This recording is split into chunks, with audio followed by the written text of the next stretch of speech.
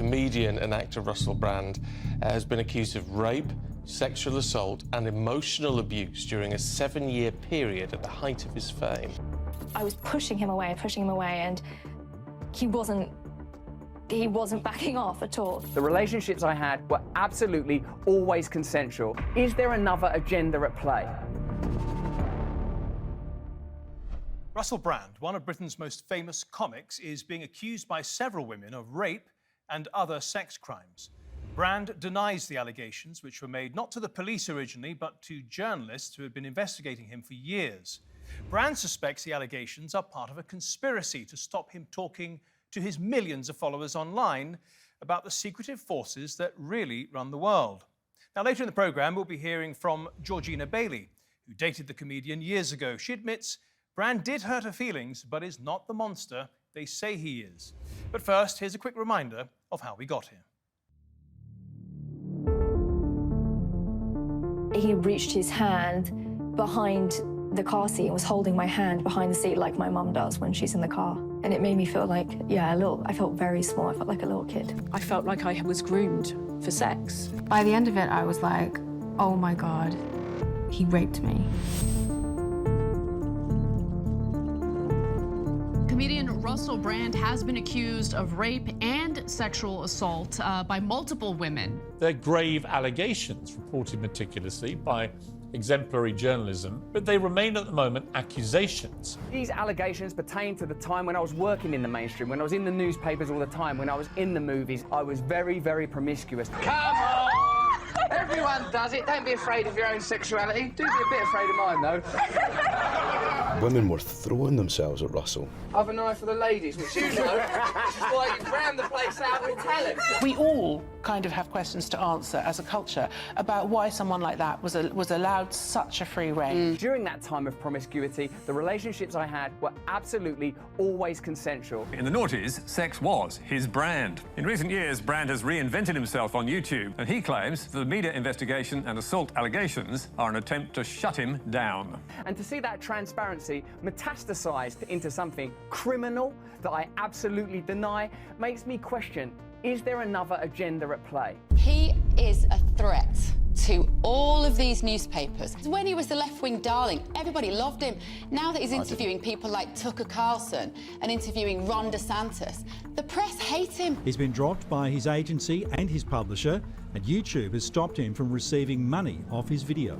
The Conservative chair of the Culture, Media and Sport Committee wrote to Rumble to express concerns that Brand may be able to profit from his content on the platform. I just don't buy this, I'm a victim because everybody wants to bring me down because I'm so popular. I think the conspiracy theories about an establishment attack to crush a dissenting voice are hogwash.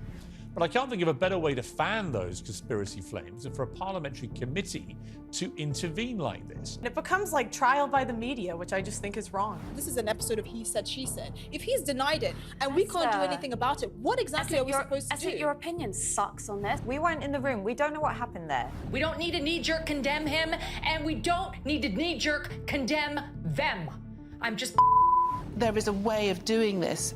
It has to be done in a calm, objective way. And this, today, what we're seeing in the papers, what we're seeing on the news, is not calm and objective. Well, we hope to have a calm and objective discussion with our panel later in the programme. We'll be joined by Georgina Baillie, who was embroiled in a Russell Brand scandal a few years ago, media lawyer Callum and Yasmin Vafa, another lawyer and advocate for women's rights. But first, let's take a closer look at how this investigation started and the subsequent fallout. The investigation began in 2019 when journalist Rosamund Irwin from the Sunday Times heard rumours about Russell Brand's behaviour on the UK comedy circuit. Her colleagues at sister paper, The Times, were investigating similar allegations and began working together. In 2022, a team from Channel 4's Dispatches began formally collaborating on the story. Their reports focused on 4 alleged victims, and they say they spoke to hundreds of sources who knew or worked with Brand over the years.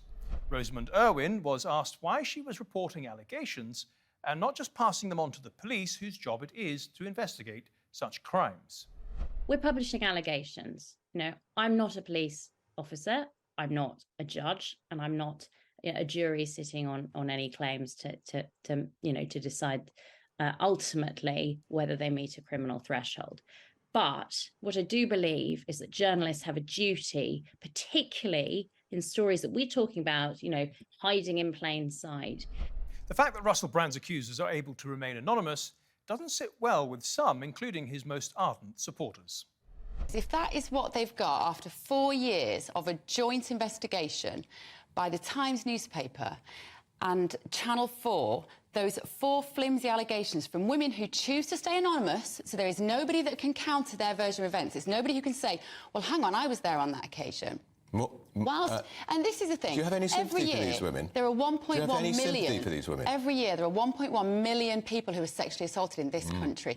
Newspapers, like yours, don't care about that until there's a celebrity involved. And then suddenly, it's all over the front page of the paper. Well, since the story came out in the media, the Metropolitan Police has got involved, saying it had received a number of allegations of sexual offences in London. We have also received a number of allegations of sexual offences committed elsewhere in the country, and will investigate these. The British Parliament is also getting involved, with the chair of the Culture, Media and Sports Committee writing a letter to social media companies hosting his videos. It says that they are concerned that he may be able to profit from his content. We would like to know whether Rumble intends to join YouTube in suspending Mr. Brand's ability to earn money on the platform. The famously pro-free speech site responded saying, while Rumble obviously deplores sexual assault, rape and all serious crimes, and believes both alleged victims and the accused are entitled to a full and serious investigation, we regard it as deeply inappropriate and dangerous that the UK Parliament would attempt to control who is allowed to speak on our platform or to earn a living from doing so. Singling out an individual and demanding his ban is even more disturbing.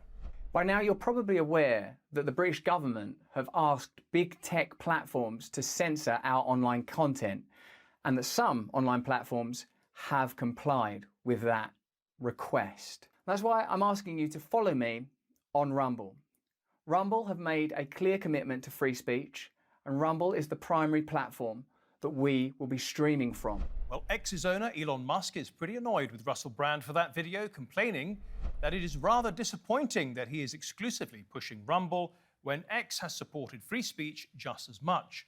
Musk also said in response to Brand's claims that he is being silenced by legacy media, of course, they don't like competition.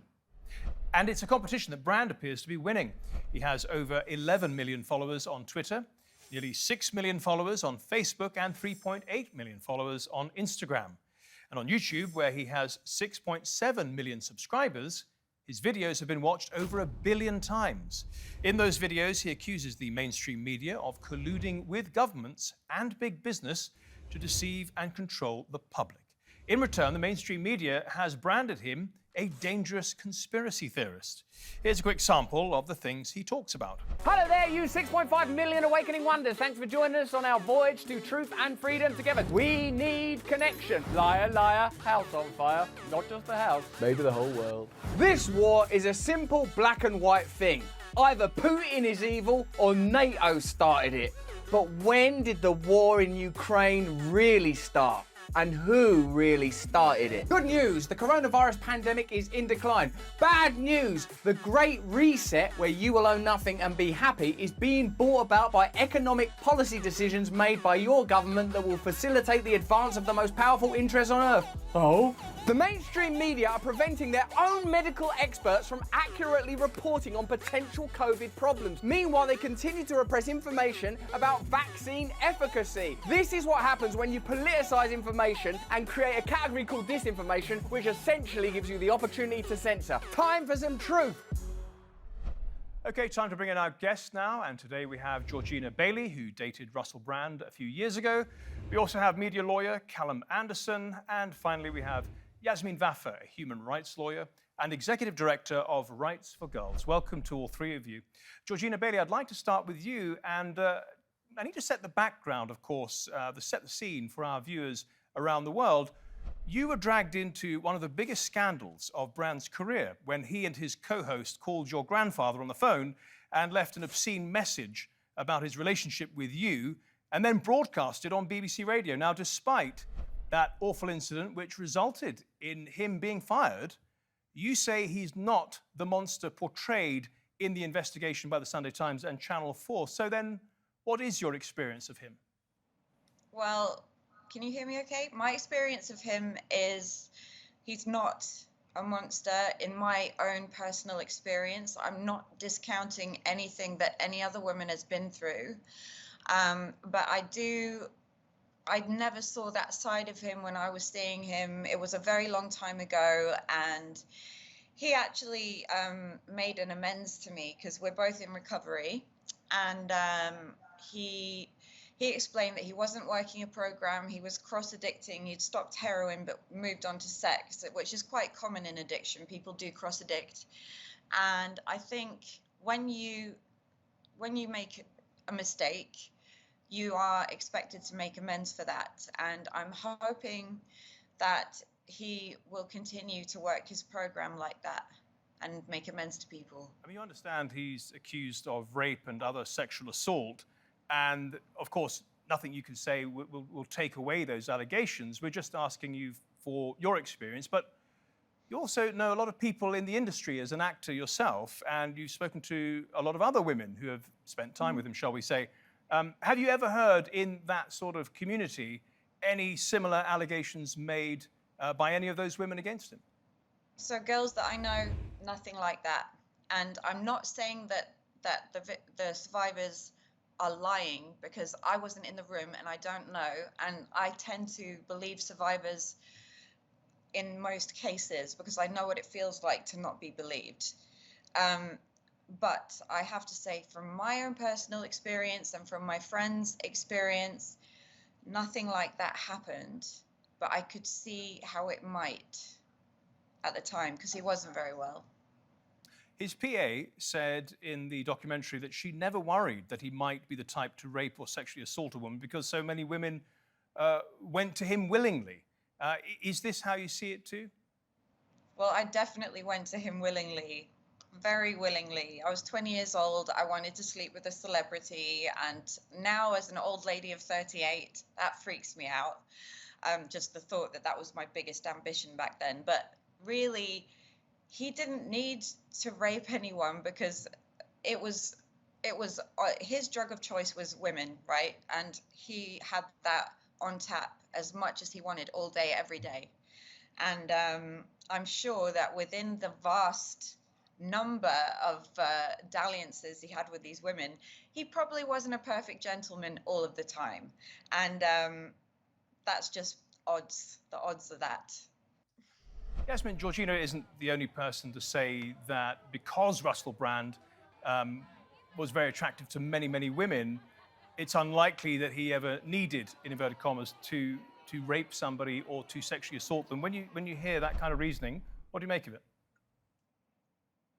Well, you know, I think that in light of the allegations that are made, I've spent my career defending the rights of survivors of sexual violence and gender-based violence. And, you know, we know that sexual violence isn't about, needing to access women and girls. It's about power and control.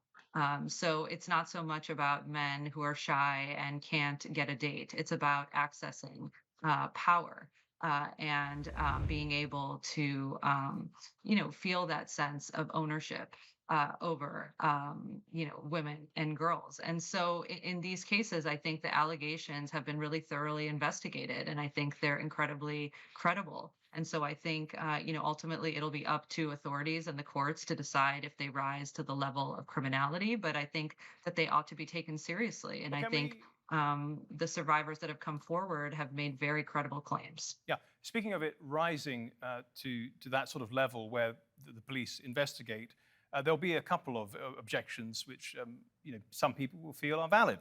And one will be that these allegations are 10 years old in some cases, and they'll say, why didn't you go to the police at the time? And justice delayed is justice denied.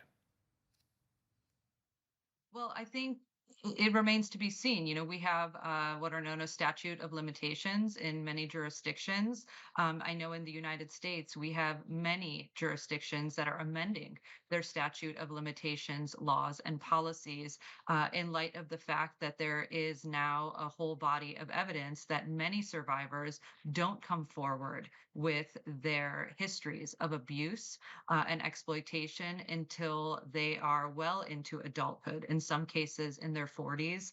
And so, we saw a lot of this with the Catholic abuse scandals, where many survivors didn't come forward until they were adults. With their abuse histories. And so many states in the United States, for example, have amended their statute of limitations for child sexual abuse, things like sex trafficking, so that survivors can bring forth these claims in civil claims as well as criminal claims. And so it remains to be seen. I think in some jurisdictions, perhaps these claims will be able to move forward criminally and potentially civilly, but in other jurisdictions, of course, they might be barred. So it remains to be seen.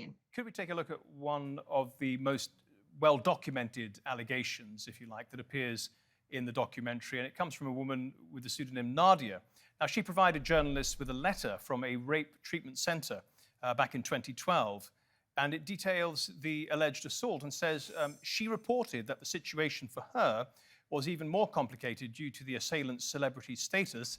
And she has also provided text messages where she has written to Russell Brand saying no means no.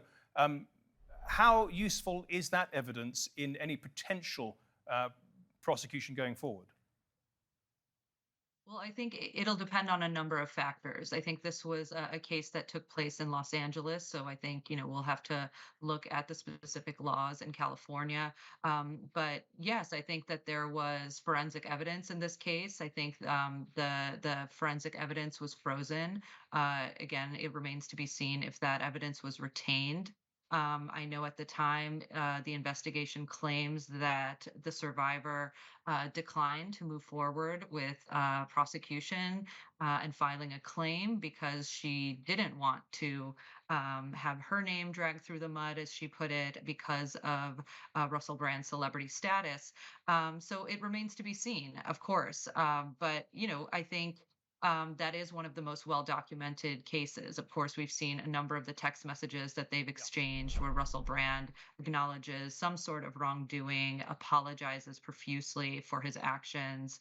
And there are, 5 months worth of therapy records where she is describing in very, details the extensive traumatic impact that this situation has had on her, and where she doesn't necessarily name him personally, but describes a number of different factors, according to the investigators, that point to the fact that this was in fact Russell Brand. Right. In the documents that we've seen, no, she doesn't name him, in fact. Callum, could I put you in a rather invidious position of being, say, Russell Brand's lawyer? He would say, no doubt, as most men in his position would, we're talking about two people being in a room, his word against hers. How on earth can you expect a judge or jury to reach a safe verdict in this sort of case, if there was a case? Well, Matthew, our courts are well used to dealing with cases like this, and what they would do is they would have the principal source of evidence, which would be the complainer and her account as to what she says occurred. The investigation would then look at what other sources of evidence are available. Are there corroborating witnesses who can speak to, for example, the complainer immediately after any encounter took place? Is there any medical or scientific evidence? And then there is also any evidence from Mr. Brand and any defence witnesses that Mr. Brand would call. And one would imagine that all of these potential sources of evidence are going to be examined by the authorities now investigating this matter, and would be part of the evidence that would be presented to any court should this matter ever appear before a court. But I think it's important to recognise at the moment what there are a series of allegations that Mr. Brand has come out and denied any wrongdoing, and that what we do know at the moment is certainly the authorities in London are investigating it, and no doubt so are the media companies that Mr. Brand was previously associated with. Right. In this country, there is a presumption of innocence until proven guilty, and of course Russell Brand enjoys the same presumption. And yet, he would say, and his supporters would say, he's suffered a lot because of these allegations already. His reputation has been damaged, and also his ability to make money has been damaged with YouTube and others demonetizing him. So let's just pose it this way. Is it right for people to be able to go to journalists and not to the police and make such allegations and be able to, if you like, hide their identities? Well, Matthew, if we go back to the start of how this story started, it was that there was, as I understand it, an investigation being carried out by Dispatches and the Sunday Times that in advance of publishing an article, contact was made with Mr. Brand, and then Mr. Brand, in response to that, put his own statement in denying the allegations out through social media, no doubt as part of his carefully crafted reputation management strategy. And I think at that point, as far as I'm aware, at that point, there wasn't any, police investigation ongoing. It was then, as I understand, following the broadcast and publication that contact was made with authorities, and they are now investigating this. So this was originally a claim of, claim and counterclaim that then went to the authorities. Can Brand consider suing them for defamation? Normally, Matthew, the state of our law at the moment is that if someone makes an allegation, for example, to the police, there's privilege that attaches to that, and there's good reason for that, in order that people can speak freely to the authorities without fear of repercussions. And it can only become actionable in defamation when that statement is made maliciously. And the proving malice in law is generally quite a difficult thing to do. So generally, when people are providing making reports to the police or other authorities, or even to an employer, or maybe even Mr. Brand's, a company that he was associated with, that would all be covered by privilege and would only be actionable if it was malicious. Georgina, as you know, Russell Brand's YouTube channel has been demonetized, and there's a lot of pressure from the British Parliament on social media companies to make sure that he can no longer make money off his platforms. Do you think he deserves to be demonetized in that way? I mean, no. It's cancel culture, isn't it? And it is supposed to be innocent until proven guilty, and this is a trial by media. And we don't know everything. There's no way of knowing everything, and I think it's really, I don't know, it's really damaging. I'm glad that I'm not him right now, because it must be horrible in his house, in the Brand house. Yes, these allegations are very, very serious, and yes, the evidence is compelling, but I do think that this is just a massive example of cancel culture. Yasmin, same question to you. Yeah, I think it's worth noting that there's a big difference between deplatforming and demonetization. There is still access to his platform. He is still able to talk to his millions of followers. And he still has access to his army of lawyers, his very powerful friends, his very influential following. And I think it's completely reasonable that YouTube has decided that, perhaps he has violated their terms, their user terms. And perhaps, YouTube has decided that he shouldn't be making money off using their platform to defend against these very serious rape and sexual misconduct allegations. Yasmin, Vafa, Callum Anderson and Georgina Baillie, thank you all very much for your contributions to the Nexus today. Much appreciated. One last thing before we go, a quick test of what the public make of this story. And here's our producer, Salahuddin, in central London. What are your thoughts on the Russell Brand allegations of rape and sexual assault? I'm not surprised. He's always given kind of, let's say, uneasy vibes, especially with his behaviour towards women in the past. Your thoughts on the Russell Brand allegations? Anything to say, sir? No. I think he's a complete idiot. Why do you think these allegations are coming to light now, if these happened so long ago? Well, I've heard rumours about he's been shedding light apparently on rich people about their taxes and things like this. So whether or not they're trying to use this and bring this up against him to try and close him down from him opening his mouth, you just don't know. How would I know? I don't have evidence or anything like that. But I do feel for the person who's speaking up, and I hope that justice is done, but through the right channels. The media's got a different agenda, I think. So they, if he's really a criminal, then you'd leave that to the criminal justice system to get him, you know. The conviction rate for rape is so low that going to the police has been a waste of their time.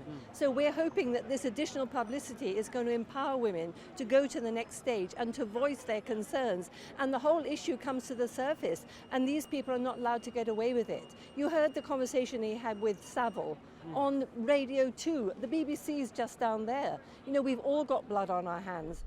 Well, a very profound and true point to end on. Thank you for watching. And if you want to see this episode or any of our previous episodes, do go to our channel on YouTube. Just type in Nexus TRT World. Till next week then, goodbye.